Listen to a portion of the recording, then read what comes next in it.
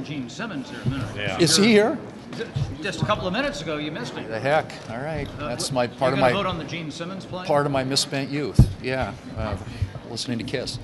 Well, good afternoon. As you all know, we're going to have a vote this week on Thursday on a Democrat proposal to deal with the Biden COVID bonuses. And this is a vote, as you all know, we could have had weeks ago. It's been on offer now before we had to go through a 43-day government shutdown.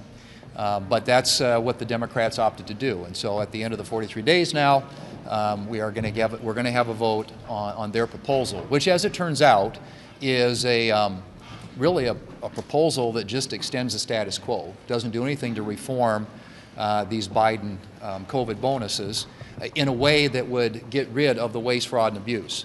And I think the one thing that's clear about this, and I think you all who follow this subject know this, that the way that the program is structured, the money goes straight to the insurance companies.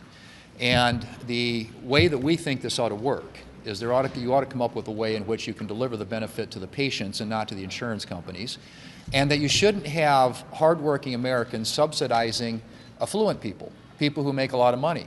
And that's what their proposal continues to do. There is no income limit. There are $0 premiums. There are millions of Americans who don't even know they have coverage, and they have decided not to do anything. Zero reforms to this program. And so the bill that they're going to put on the floor will fail. But that doesn't mean that there isn't a path forward here. We also will have a vote.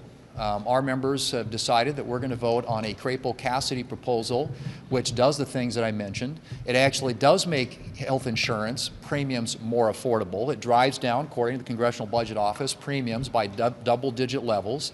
It delivers the benefit directly to the patient, not to the insurance company, and it does it in a way that actually saves money.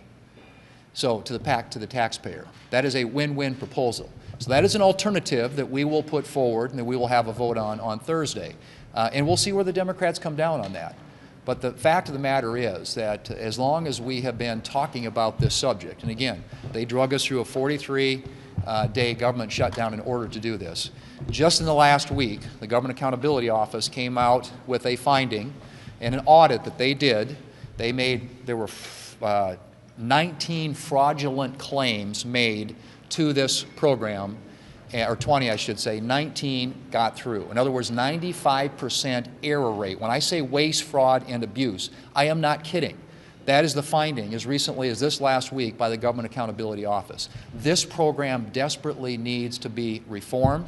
The Democrats have decided we're not going to do anything to reform it, and so we'll see where the votes are on Thursday. But we will have an alternative that we will put up that reflects the views of the Republicans here in the United States Senate about how to make health insurance more affordable in this country, how to ensure that it's not the insurance companies that are getting enriched, that it's actually benefiting the patient, and how to make sure that this is a good deal for the American taxpayer.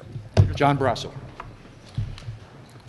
So this week we are going to vote on a Democrat proposal to send $83 billion directly from the federal treasury to the bank accounts of insurance companies. And that is going to cause the cost of health care in this country to continue to go up. I'm a doctor, practiced medicine in Wyoming for 24 years. People need the care that they need from a doctor that they choose at a price they can afford. And that all went away with Obamacare.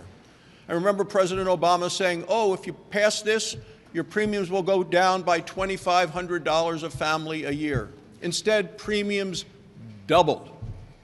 So what happened? Well, the Democrats wanted to hide these premium increases, so they said, we better send a lot of money directly to the insurance companies. Don't let the people see it. Send it right to the insurance companies. The insurance companies loved it. Premiums went up 221%.